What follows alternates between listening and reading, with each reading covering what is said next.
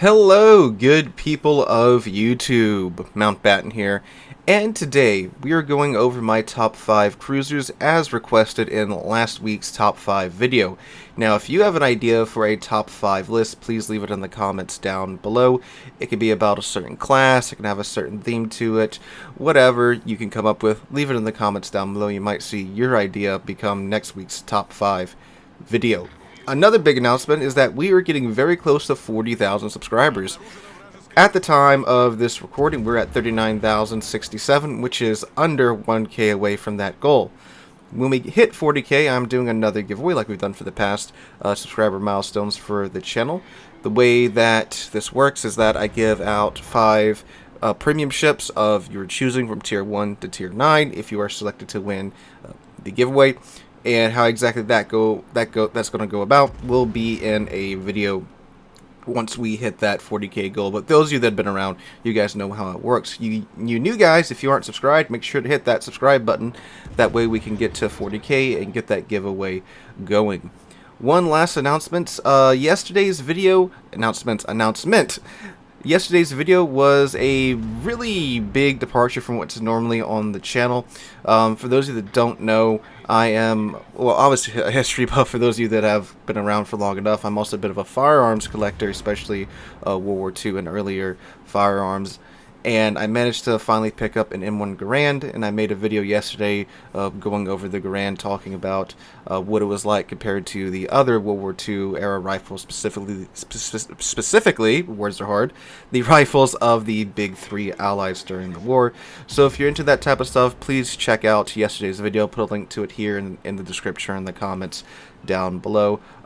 Those types of videos, YouTube is very, shall we say, persnickety about, so I just want to make sure that you guys know that that video went up, and if you're into that type of stuff, World War II era firearms and such, that you have an opportunity to hear about this video and see it. So again, please go check out yesterday's video.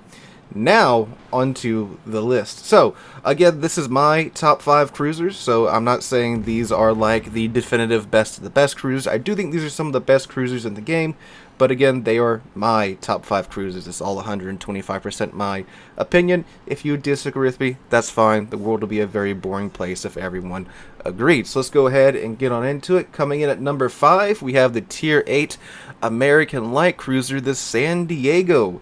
The San Diego was a pleasant surprise for me when she came out. For those of you that don't know, the San Diego is one of the Atlanta sisters, but she's up tier to tier 8, which when that was first announced had some concern attached to it as far as I was concerned when I read that initial dev blog, because for those of you that don't know, if you haven't run across an Atlanta, they explode very, very easily. The Atlanta class could essentially be considered very large destroyers, because they were designed as destroyer leaders, but then they just kept strapping more and more and more 5-inch turrets onto the ships, and they wanted to put more on them, but that would have made the ships far too top heavy. And surprisingly, I mean, they are pretty top heavy, but they still can sit upright in the water.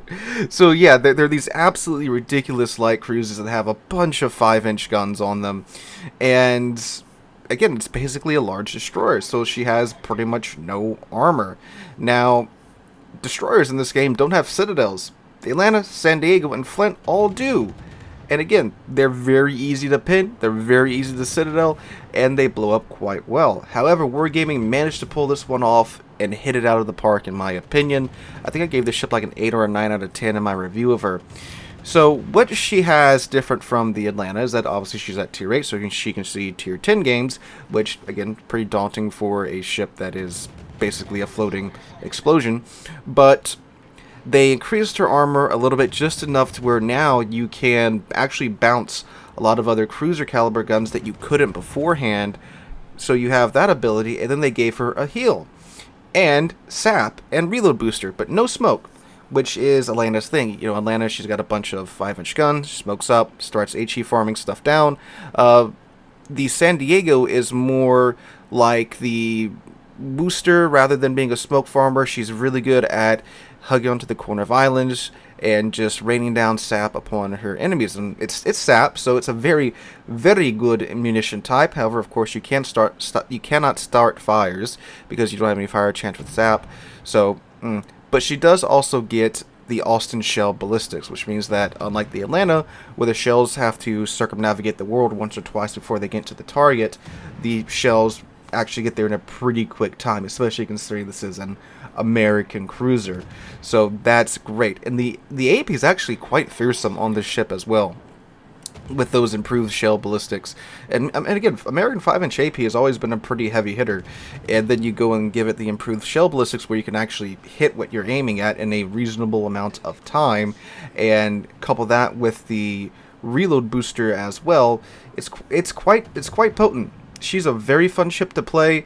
Now, of course, without the HE, you can't really farm as well as you could with, let's say if she had HE, obviously, because there's no fire chance, but SAP is plenty good enough to where once you get used to it, you'll have no problem doing a lot of damage in the ship. Ship's great for cap contesting, if you have something to hide behind, like an island, hiding on the edge of an island right outside of the cap. DDs, of course, get slaughtered by this thing with SAP and the reload booster. She's great for that as well. So again, all around, a lovely tier 8 premium ship that Wargaming absolutely smacked out of the park this go round. Alright, going down to number 4, we have the tier 8 German light cruiser, the Mainz. You can't have a top 5 cruisers video on this channel without talking about the Mainz. So, the Mainz, as I've talked about plenty of times beforehand, is a fantastic cruiser. She's a mix of light and heavy. She has the 152mm guns, but she still has the hipper hull that, oddly enough, is less armored than the hipper, but that's actually made it better, because those of you that have played hipper know hipper eats random AP citadels from the weirdest angles, but less armor is better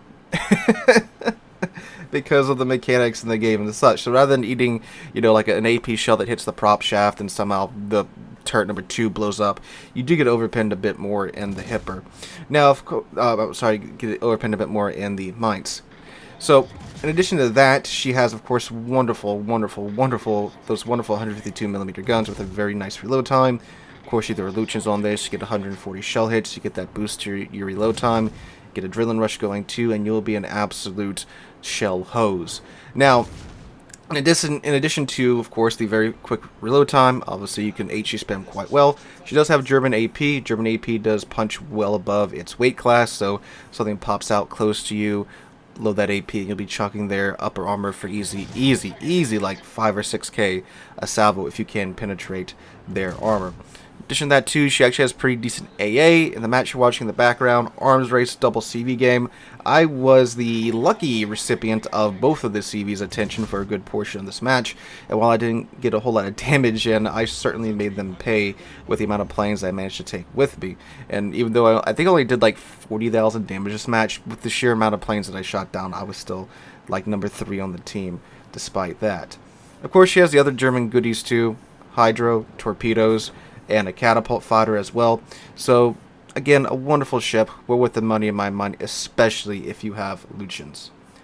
Alright, going on down to number 3, we have the tier 10 French cruiser, battle cruiser, the Marseille, however you say the ship's name. This ship is great.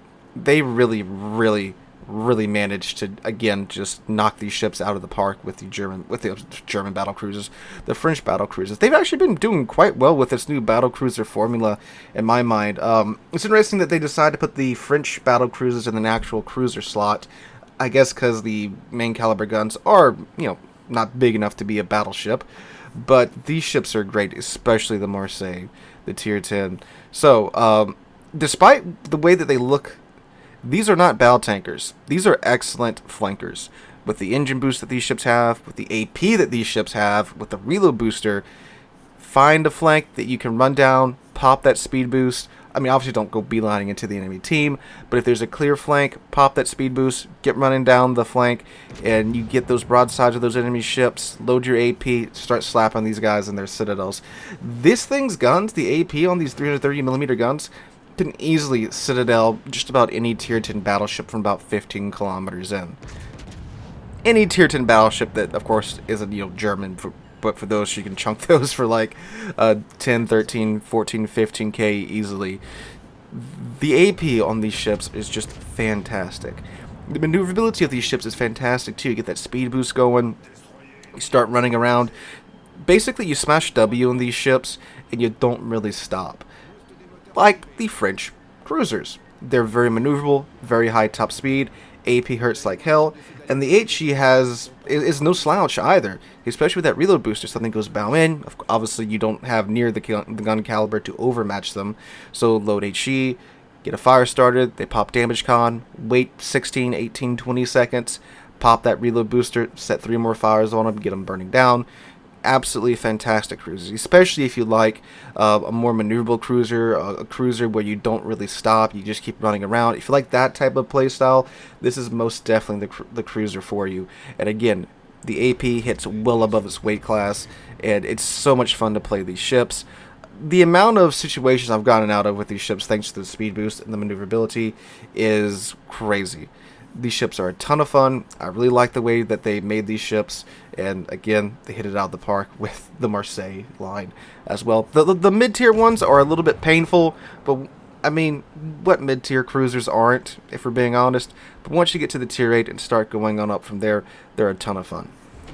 Alright, going on down to number 2, we have the tier 10 Soviet cruiser, Stalingrad. And I had to decide between the Stalingrad and the Moskva here, and this was a very, very hard choice for me, because Moskva's more available to the general player base, and she's a very, very solid cruiser in my mind. And again, it was so hard to decide between the two of them here, but Stalingrad, you can't beat the guns in Stalingrad.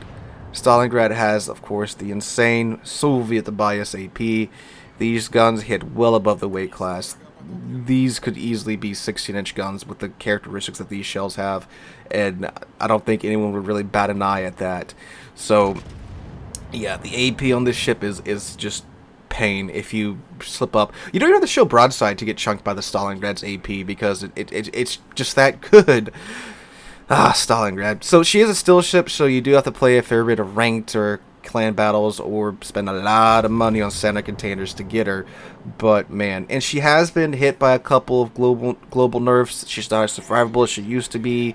The commander rework took away the ability for cruisers to build into tankiness and fire prevention and such, so she does burn for much longer than she used to. But I mean, if you were around back in the day, you knew how much pain it was to try and deal with the Stalingrad, especially once they could build into the burn time. They had cruiser burn time. Yeah, that's something too. They had cruiser burn time. Didn't have battleship burn time until later. Good God, this ship was nigh unkillable back in the day. But yes, she has a very well armored hull. Those Soviet bias AP guns, radar. She is a large target, but she has a lot of HP. And again, back in the day before they nerfed the burn time, good lord, trying to deal with a Stalingrad just didn't happen. AA is pretty decent too. We have DFAA going. Again, it is a still ship, so she does take quite some time to get, but good lord, you can Citadel any cruiser, any battleship that again isn't German or doesn't have turtleback armor. You can Citadel them at the ship's maximum range. That's how nuts these AP shells are. They're short fuse AP, but they have such high pin values, and the shells are screaming when they're coming out. The barrels are moving so fast that it doesn't matter. You're going to Citadel them. And that short fuse AP also means that despite the shells, again, going near the speed of light, you can shoot ships in their bows and their sterns, and you'll still get full pins with this thing. This thing's nuts. It's crazy. And it still is one of the best cruisers in the game. For competitive, she still has her place when we have tier 10 clan battles, but again, she's not as tanky as she used to be. You don't see her in clan battles as much. But, I mean, again, Soviet bias. What more do you need? Alright, going down to number 1, we have the tier 10 tech line German cruiser, the Hindenburg. This ship refuses to be out of the meta. The Hindenburg is one of, well, obviously my favorite cruiser in the game, and in my opinion, one of the best cruisers in the game as well. You have 12 guns, you have a very quick reload time if you build into it, and the ability now to just stack boosters to the ship's reload time is nuts. Lighthouse build Hindenburg is still very viable because you get the boost to the reload there, Then you get the boost to the reload with Adrenaline Rush. Then you can put the module on. Then you can have Lucian's with his... I forget what it's called. The skill, once you get 140 shells, you get the boost to your reload time, to where you have like a 5-second reload in Hindenburg at about half health. And then you get really low, and then it really gets nutty. And then now we have Arms Race, where you can stack reload boosts on top of that too, to where this thing is just a DPM machine. Now, again, it's German, so it has German HE, which is a bit lethargic when it comes to damage, but it does have the good pins. And with the sheer number of shells that you're going to be throwing at the enemy team too, it makes up for it, and with the fire chance too, you'll be setting quite a few fires. And she still has, of course, the excellent German AP, to where when you need to, something shows you broadside, load that AP up, and you'll be chunking them for, again, if it's like something like a battleship and you got a lot of broadside to hit, 10k a salvo easily if you don't outright Citadel some of the more lightly armored battleships with this thing's AP. In addition to that, you of course get all the German goodies, hydro, torpedoes, a very maneuverable ship here, one that can tank pretty well too. This is a very well armored cruiser. Now, of course, it does sometimes lead to it getting chunked at range if you're fighting something like, you know, a bigger gun battleship at tier 10. So like Preußen, Yamato, Thunderer. Those guys do show up. You may want to play with your rudder a lot and not sit still. You can tank in this cruiser, especially if it's like some smaller caliber gunships that you run into, or some other cruisers and they're just firing AP. You can easily tank in this ship quite well. Again, not as much as you used to be able to back in the day. Hindenburg back in the day was a complete meme. You could put a secondary build on this thing, and it actually worked pretty decently well back in the day. And she used to be the best AA boat in the game as well for a while, but again, that all changed as we... No, well, maybe not the best, but one of the better AA boats in the game. But again, that did change with several reworks later on. And again, this ship is just great for whatever meta is going on right now. It was excellent when she came out, and she's still excellent today, all these years later. And she's a Declan ship too, so completely free to grind. Just gotta sit down and get through, well, the tier 7 and the tier 8. Those two are a bit painful, but I promise you it starts getting a little bit better from there. Rune is an interesting boat, especially with her turret layout. Great for kiting. Hindenburg, excellent kiter too. If you're on an off flank, that you're going to be fine in the ship. You're going to be melting down the enemy team, annihilating them when they show you broadsides. This ship does appear in clan battles quite often for that purpose too, because she's so dang survivable. You can get her unique mod and just build into her survivability too, and you have a bit of a zombie Hindenburg, which is pretty funny to see. But guys, that is my favorite cruiser in the game right now. It was a very hard choice, narrowing it down to these 5 ships. Again, some hard decisions had to be made, but these are my top 5 cruisers. Let me know what you guys think in the comments down below. If you enjoyed the video, make sure to drop a like, leave a comment, subscribe to the channel. We're on our way to 40,000 subs, like I mentioned at the start of this video. So make sure you hit that subscribe button so we can get to that milestone and we can get that giveaway going. Hope you guys enjoyed. Have a wonderful week. Hope to catch you guys in the next one.